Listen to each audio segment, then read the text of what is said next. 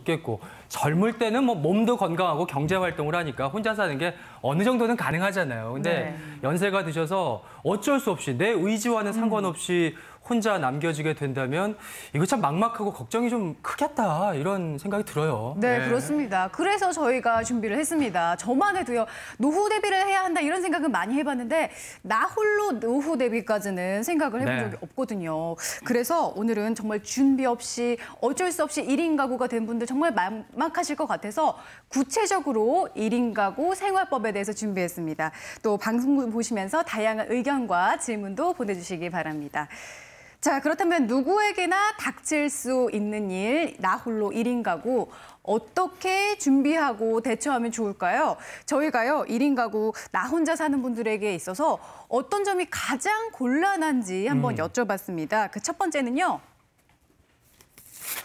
응급 상황. 어쩔 수 없는 응급 상황. 그래요. 사실 뭐 여럿이 있어도 응급 상황은 참 곤란한데 이런 예기치 못한 응급 상황 어떻게 곤란한데 대처할 수 있을지 어떤 사연인지 저희가 화면으로 먼저 준비를 해봤습니다. 5년 전 남편과 사별한 나 혼자 씨.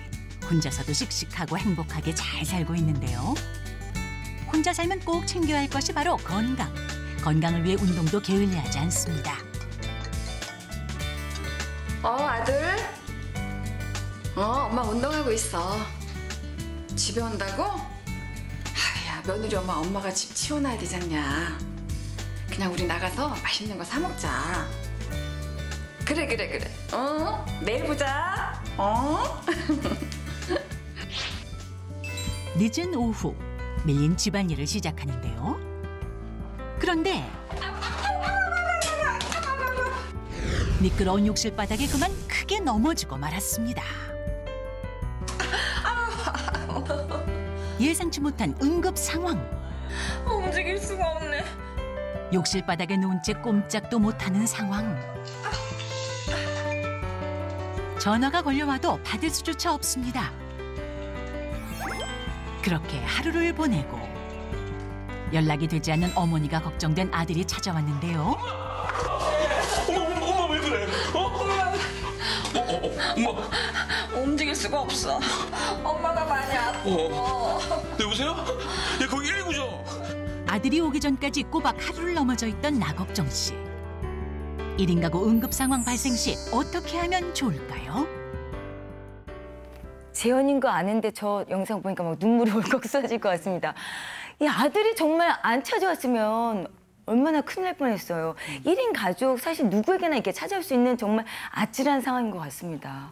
막 전일이 느껴지네요. 그러니까 이게 행복할 땐 다 괜찮아요. 네. 건강할 때 다 괜찮고 편안할 땐 다 문제가 되지 않습니다. 문제는 아플 때, 맞습니다. 갑자기 무슨 일이 생겼을 때, 근데 아무도 도와줄 사람이 없을 때, 그럴 때가 우리가 흔히 이제 응급 상황이다 이렇게 이야기를 하는데 사실 응급 상황이라는 게 남녀노소 빈부귀천 자유로운 사람이 없어요. 네. 그런데 중요한 건 그 옆에 누구라도 옆에 있으면 그렇죠. 119에 전화라도 해주고 네. 아니면 도와줄 여러 조치들을 취할 수가 있는데 그게 아니라 지금처럼 이제 혼자 넘어지거나 네. 심지어는 뭐 전화를 받으러 혹은 걸러 갈 수 있는 상황도 안 된다 그러면 이때의 이 난처함이라는 건 일로 말로 할 수가 없고요.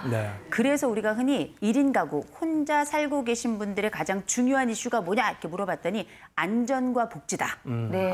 이렇게 이야기를 하거든요. 그만큼 나 혼자 머물러 있을 때 생겨나는 위기 상황의 대처 능력이 1인 가구로서는 사실 떨어질 수밖에 없는 거거든요. 그러니 예를 들어서 우리가 지금 같은 경우 낙상이잖아요. 네. 거기다 우리 가끔 졸도하잖아요. 저만 졸도하나요?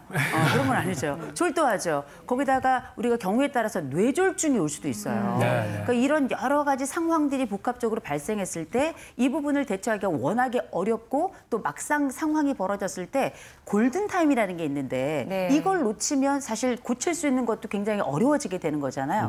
제가 아는 분은 다른 아는 분이 TV를 한 대 주신 거예요. 근데 요즘 TV는 이렇게 얄팍하고 크지만 한때 큰 TV가 처음 나왔을 땐 뒤가 이만했잖아요. 이 이만한 TV를 혼자서 이분이 72세 되셨을 때였는데 혼자서 이걸 옮기시다가 이걸 아는 채 뒤로 넘어지신 거예요. 아이고야. 이 여자분이고 워낙에 또 왜소한 분인데 이게 아는 채로 뒤로 넘어지니까 허리가 그때 이제 골절이 돼가지고 꼼짝을 못한 상황이었거든요.